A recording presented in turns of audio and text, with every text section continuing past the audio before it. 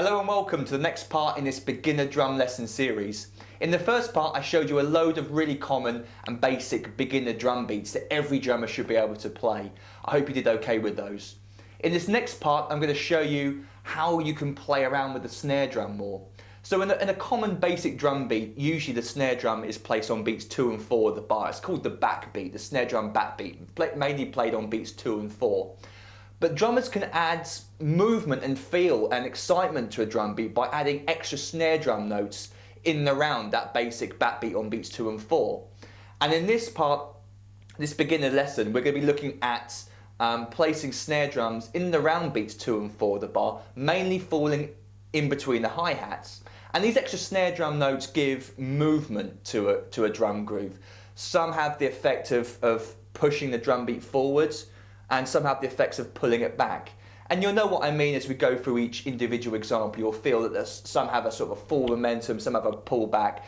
And as a drummer, it's your job to sort of decide within a song what feel you want to give to a groove, what suits the music best. So the snare drum is one way you can change the feel of a groove to give it a different feel, forward and backward momentum, depending on what you want to achieve musically. So before we go through the examples themselves, let me now explain to you how the drum beats are going to be structured and how we're going to count them. So to keep things nice and simple, and so that we can focus purely on what the snare drum is playing, all of the drum beat examples are going to contain the same hi-hat pattern and the same bass drum pattern. And you can play the right hand on either the hi-hat or the ride cymbal, floor tom or crash cymbal for these examples. It doesn't really matter. I'm going to be playing all these examples on the hi-hat. And with the right hand on the hi-hat, I'll be playing eighth notes. They're called eighth notes because you can fit 8 of them in a bar of music. And most bars of music contain, on average, 4 beats. 4 counted beats, 1, 2, 3 and 4. And in a bar containing 4 beats, we can fit 8 eighth notes, and they're counted 1 and 2 and 3 and 4 and.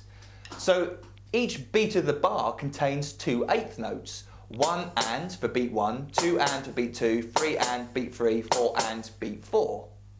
So each beat of the bar is equal to 2 eighth notes, 1 and 2 and 3 and 4 and 8 in total. Now we'll be playing notes in between the hi-hats, and they fall on 16th notes.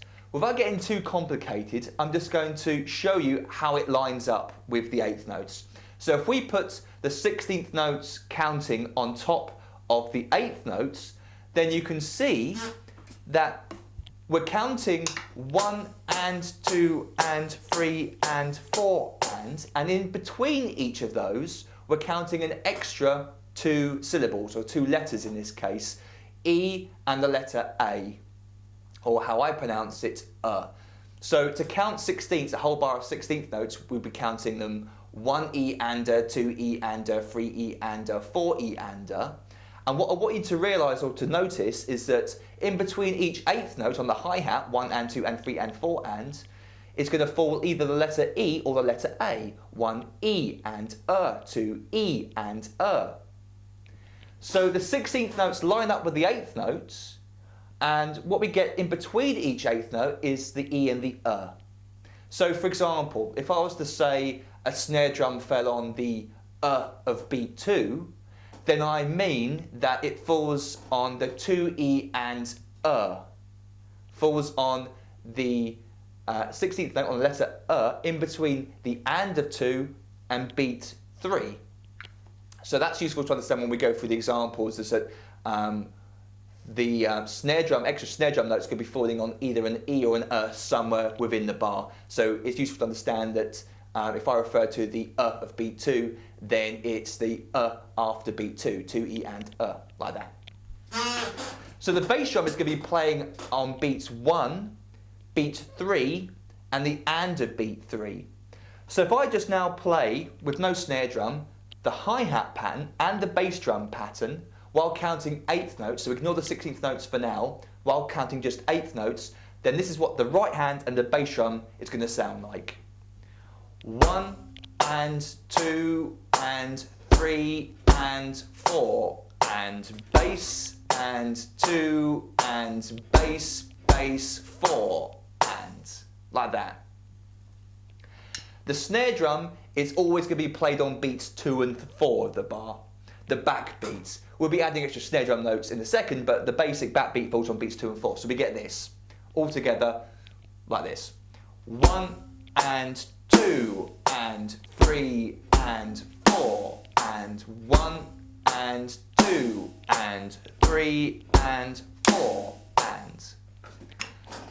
So let's now take a look at our first snare drum variation.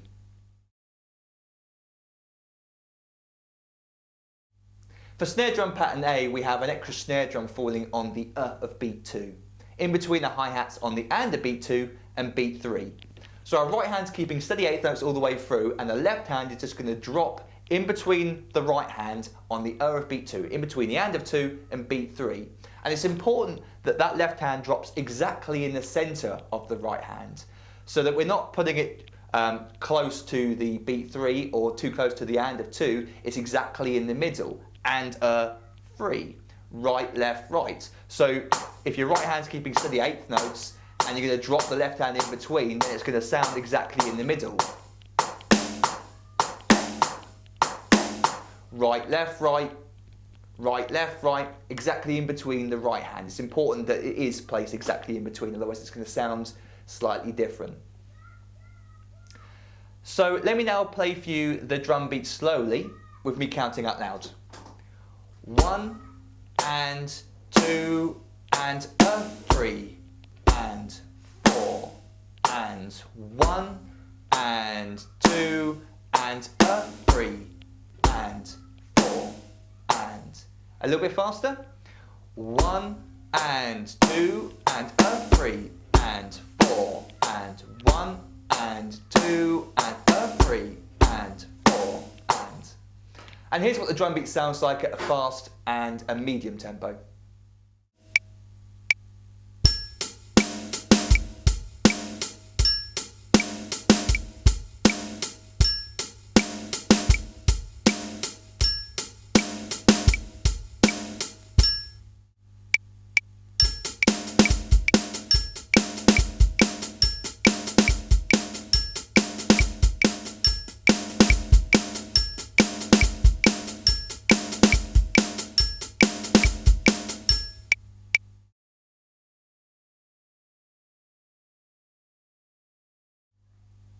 For snare drum pattern B, we have an extra snare drum falling on the E of beat 3. So in between the hi-hats played on beat 3 and the and of beat 3. So this snare drum gets played just after beat 3. In the previous example, snare drum pattern A, we had the snare drum falling just before beat 3. Now we have it falling just after beat 3. In between the hi-hats on 3 and the and of beat 3. 3, E, and. 3, E, and. And just like the first example and just like the rest of the examples in this lesson, they'll be falling exactly in between what the right hand is playing. So let me play the drum beat for you slowly with me counting out loud. 1 and 2 and 3 E and 4 and 1 and 2 and 3 E and 4 and a little bit faster. 1 and 2 and 3 E and 4 and 1 and 2 and 3 E and 4 and. And here's the drum beat played at a fast and medium tempo.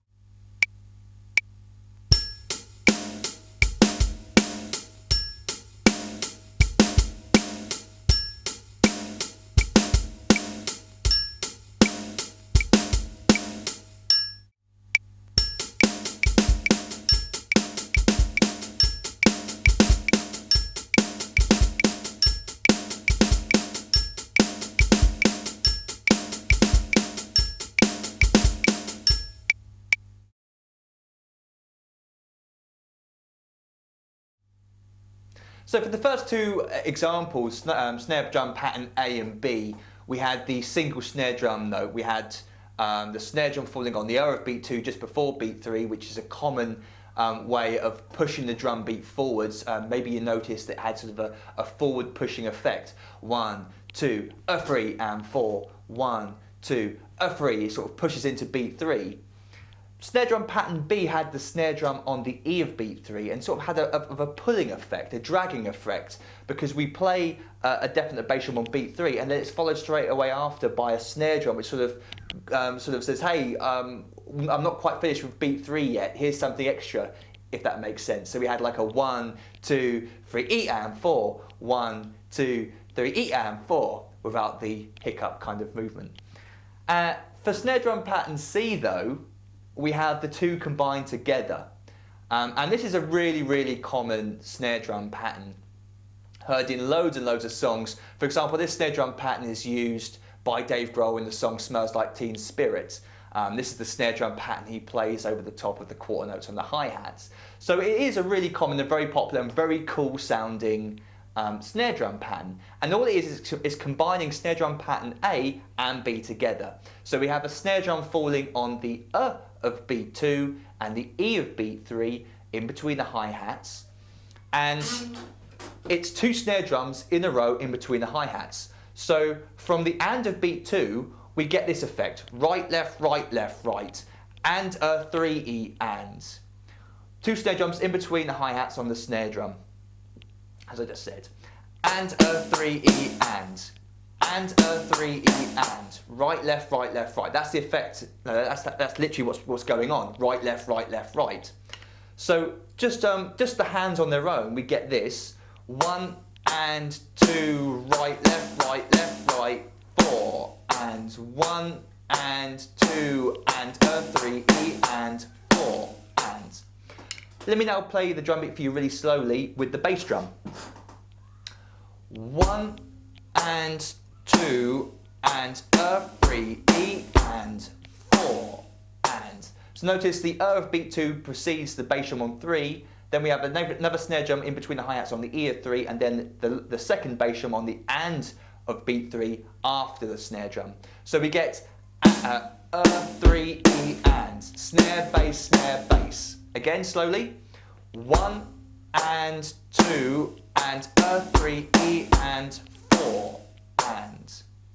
And the bass drum's going to be coming down with the right hand, obviously, after each snare drum note falls in between the hi-hats. A 3E and, a bass. Let me try and play it a little bit faster for you now with me counting out loud again. 1 and 2 and a 3E and 4 and 1 and 2 and a 3E and 4 and 1 and 2 and a 3E and 4 and 1 and 2 and a 3E and 4 and. And here's what it sounds like at a faster medium tempo.